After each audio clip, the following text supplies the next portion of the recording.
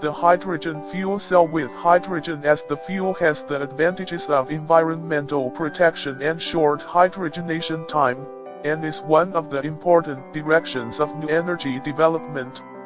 Hydrogen fuel cell is the electric energy generated by the electrochemical reaction of hydrogen and oxygen, which drives the motor through the controller to provide power. Therefore, every hydrogen fuel cell should be tested after delivery. So let's talk about the fuel cell engine test system today.